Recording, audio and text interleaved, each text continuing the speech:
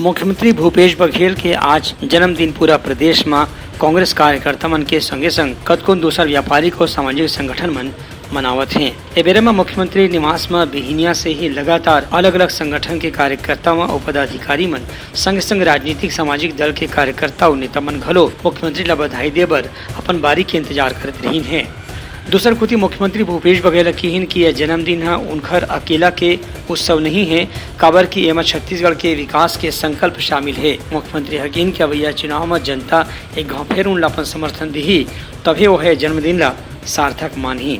मुख्यमंत्री के कहना रही है कि पाछू 4.5 साल में कांग्रेस के सरकार लगातार हर वर्ग के विकास बर काम करत है। एमा किसान, गरीब, आदिवासी, मजदूर, जम्मो वर्ग शामिल है। ब्यूरो रिपोर्ट पुतलंगा न्यूज।